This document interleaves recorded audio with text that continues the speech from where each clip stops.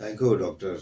और आपने एक बहुत ही अच्छा मुद्दा उठाया, टॉपिक उठाया जो कि लीवर से संबंधित है।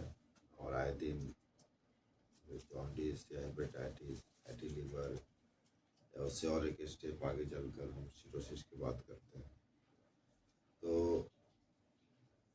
आपने जैसा बताया कि लीवर में फैटी लीवर, सिरोटिक नोड्यूल्स, इस तरह की कई बीमारियां हैं जो कि लीवर के फंक्शन को प्रभावित करते हैं।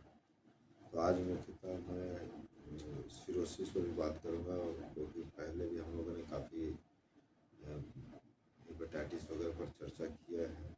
और मैं उससे एक स्टेज आगे जाकर, जिसमें कि मुख्यतः पोर्टल हाइपरटेंशन हो जाता है, आदमी का जो पेट है फूल जाता है।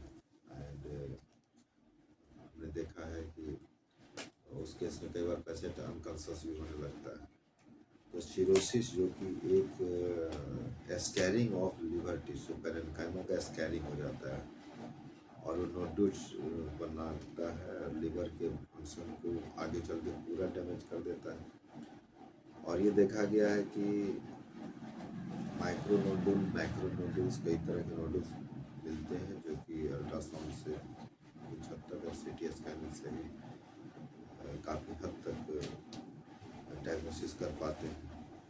Apart from the clinical sign like the fatigueness, जिसमें कि आदमी बोलता है कि मुझे बार बार थकावट हो रहा है, चलने की इच्छा नहीं, लेजीनेस हो रहा है, और ब्लड क्लॉटिंग की समस्या होती है। तो व्यक्ति अगर कहीं ब्लीडिंग है तो बहुत देर तक ब्लीडिंग होता है या इजीली ब्लीडिंग हो जाती है, भूख लगना बंद हो जाता है, जो हेपेटाइटिस का जनरल लक्षण होता है। उल्टी जैसा मन होगा, खाना देखकर उल्टी आएगा, पेशेंट की पूरी सिस्टम धीरे धीरे खत्म होने लगती है और काफ़ी हद तक बदलाव आता है, उसके नेचर में बदलाव आने लगता है। अगर हिपैटिक इंगेलोपैथिक की साइन आने लगी तो कई बार जो टॉक्सिक मटेरियल वो स्टोर होने लगते हैं ब्रेन में, और पेशेंट एजिटेटेड फील करता है। ट्रेमर, फाइन ट्रेमर वगैरह जो काफ़ी कॉमन है, जो कि काफ़ी लंबे स्टेज के बाद, जो क्रोनिक स्टेज के बाद एक्यूट और क्रोनिक सिम्टम है। स्पाइडर नेक, स्पाइडर लाइक ब्लड वेसल्स दिखने लगते हैं। जो उसका हाथ है, जो पाम है, वहाँ पर रेडनेस दिखता है। फिर ऑक्सीजनेशन की दिक्कत होने लगती है, कई टॉक्सिक मटेरियल इकट्ठे होने लगते हैं, जिसमें कि उसका जो उंगली है, जो इंड्स है, वहाँ पर उसे क्लबिंग ऑफ फिंगर दिखेगा। औरतों में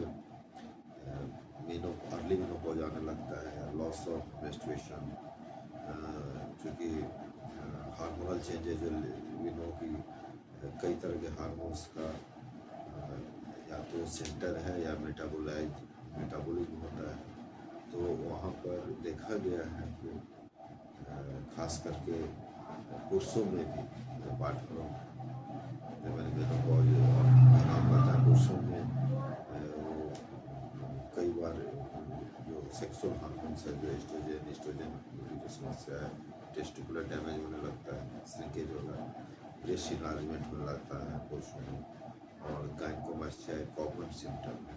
तो आई थिंक इस तरह की चीज़ों को अगर पेशेंट सिम्टम बताता है, लक्षण बताता है, apart from drowsiness, confusion, agitated behaviour, आँख पीला हो जाना, कंजक्टिवल डैमेज हो जाना, नेल्स भी उसके चेंज हो जाते हैं। तो इस तरह कंडीशन में डॉक्टर को, जो क्लिनिशियन है, फिजिशियन है, उसको दिखाने की ज़रूरत है। और तब वो बता पाएंगे, और जो फिजिशियन की आखिर क्या कारण है, जो इस तरह की जो समस्या आ रही है पेशेंट के व्यवहार में, जो कन्फ्यूजन है, जो पीलापन है, जो एसाइटिक लक्षण है। तो हालांकि पहले जाना चाहिए, लेकिन सपोज दैट कि इलिटरेसी की वजह से या जानकारी के अभाव में पेशेंट को लेट अगर हो जाता है, तो डॉक्टर्स का ये कर्तव्य होता है कि उसे कारण बताना और क्यों हुआ, तो वो समझाएंगे।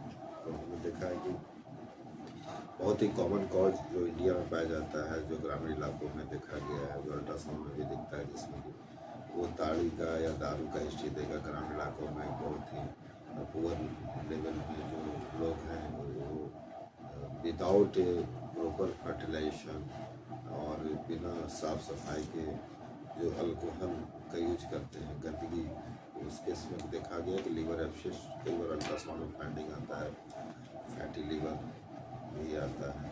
फैटी लीवर जो कि अल्कोहल की जो नेक्स्ट कॉमन कॉज जो उसके ऑक्सीडेशन रिडक्शन प्रोसेस है, उसकी वजह से देखा गया पैलोरिक रीजनरेशन होता है। और हेपेटाइटिस जो कि ABCD जो कि कॉमन है, वो हेपेटाइटिस बहुत ही ज़्यादा जिम्मेदार है, जो कह सकते हैं एक तरीके से, जो कि लॉन्ग टर्म में कुछ तो हेपेटोसेलुलर कार्सिनोमा बनाता है हेपेटाइटिस C और B, और जो कि बहुत ही जिसका prognosis poor, apart from the haemochromatosis जिसमें कि आयरन ओवरलोड होने लगता है। कुछ नॉन अल्कोहलिक फैटी लीवर भी है, जैसे कि जिसमें कि विदाउट अल्कोहल का कोई हिस्ट्री नहीं आएगा, तब भी उसकी लीवर फैटी होगी। कई तरह महिलाओं में ये पाया जाता है, कहीं पर ड्रिंकिंग का कोई हिस्ट्री नहीं है, लेकिन वो देखा गया है कि उसकी लीवर फैटी है, और ये आगे चलकर सिरोसिस का कॉमन कॉज है, और बहुत बार जो साइन सिम्टम है वो पाए जाते हैं। Apart from the bile duct, जो बाइल डक्ट्स हैं जिससे कि बिलिरुबिन और बाकी लोग सिक्रीशन होता है, बाइल डक्ट्स का डिस्ट्रक्शन हो जाता है। प्राइमरी बिलियरी सिरोसिस जिसे बोलते हैं, सिस्टिक फाइब्रोसिस हो सकता है, एंटी ट्रिप्सिन डिफिशियंसी जो अल्फा 1 एंटी